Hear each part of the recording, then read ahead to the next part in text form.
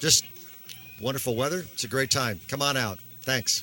Radio here live and in person at today's Carlton Crush Harvest Festival event. Still time. It's only 6:15. It lasts till 9 o'clock.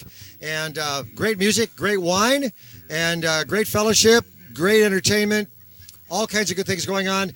I am currently standing in the Chris James Cellars booth, and with me is Beth James, who is the co-founder of Chris James Cellars, and her loving husband is outside.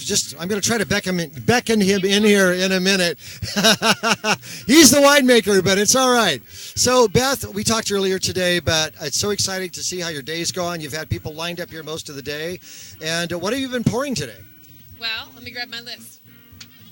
We have our Prost, which is a white blend, and it's sparkling. It's apple wine and Gewürztraminer, so a really cool, fun blend. Is it a sweet kind of a wine? No, it's dry. Okay, dry. All right. And then we have our Cuvée Blanc, which is a blend of Gewürztraminer and Müller-Thurgau, and that has a bit more sweetness.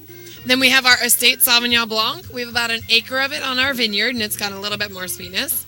Then we have a dry Pinot Noir Rosé, our 2016 Pinot Noir, and our 2015 Pinot Noir, which happens to be our first ever vintage. And then we have our late harvest Riesling from 2016. So the first couple that you mentioned, do most novice wine drinkers, do they even know what those wines are? Because I can hardly pronounce them, let alone really know what they are. No, so the first one is just a blend that we named Prost, because Prost is cheers in German. Aha. And it's got a German grape in it, which is the Gewürztraminer. And the Cuvée Blanc, it just translates to white blend, and it happens to be a blend of two German grapes. Okay, so there you go. So what has been your most popular wine today?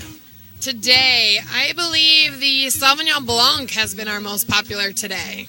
Okay. And what are you thinking about Carlton Crush and what's been going on here? And I know you've been here before, or... Right. So, yeah, what are your thoughts? We were here last year as well, and I love to see that it's growing. So it's expanded quite a bit. I love to see the neighbors, because a lot of local Carlton people are here. But I've had a lot of people from out of state. So we had a couple from Alaska. We had a couple from Missouri. We had a couple from Ohio, some California people. So it's great to see that we're getting attention from not just Oregon, but all over. Yeah, so when people come to Oregon to taste wine, this is a destination. Definitely, the little city of Carlton is a destination place to come. And if you're seeing this video from outside somewhere else, definitely make Carlton a number one stop. Yeah. So what is planned for Chris James Cellars going forward, like 2019? Any more next year, any more new blends or anything you're thinking about? Well, we have some new plantings going in this fall. Every fall and spring, we add some additional acres of vine. So we have about 5 acres planned for this fall. We'll be doing our bottling from the reds from 2017 soon. And then, of course, we'll have our new 2018 whites. Our winemaker, Chris, would know more about the blend. It was just kind of mysteriously wandered off. He's so good at this.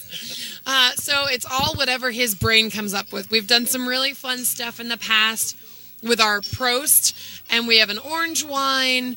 So he's always trying something a little bit different and new. So it's always something, and most of it's small lot. We do 50 or 100 cases of most of our wines, but 3,000 cases total. So there's a couple different ones that do bigger production. And so you've got to come out and see what we have. I can't tell you. I don't know. It's a mystery to me. You've done a great job. How can people get a hold of your wine online? So if they go to chrisjamescellars.com, and there's links for our shop, and you can also see the links for the wines that are currently listed. You can also come out to our tasting room, which is 10 minutes west of downtown Carlton. You can find information on our website about that as well. Beautiful. Thank you so much, Beth, for being here today and just for sharing a few minutes. I know you've been busy most of the day. It's been hard to pin you down because there's been a line going on. So, yeah, thanks a lot. And, well, maybe one of these days we'll pin down Chris and pick his brain a little bit. Okay, Carlton Crush 2018 Harvest Festival still going on in Lower Park. Carlton, come on down, have a great time, and we'll talk again soon. Thanks.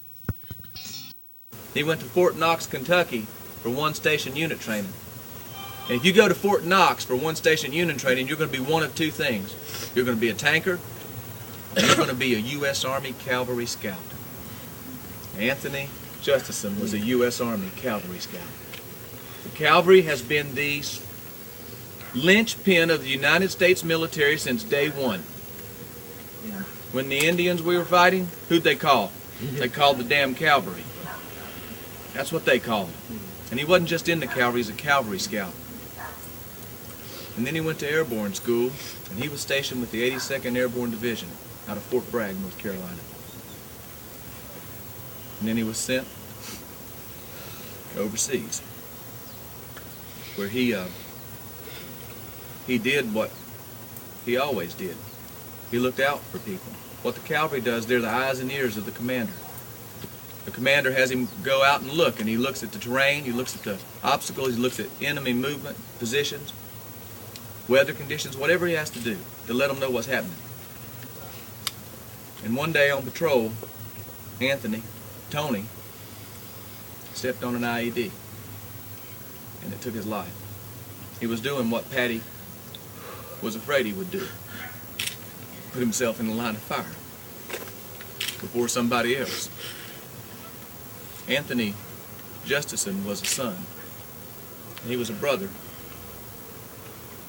He was a U.S. Army Cavalry Scout, and he was, yes indeed, a choir boy. I guess heaven really did need a hero. Ladies and gentlemen, this is the Justison family. Stephen Reeder and his family.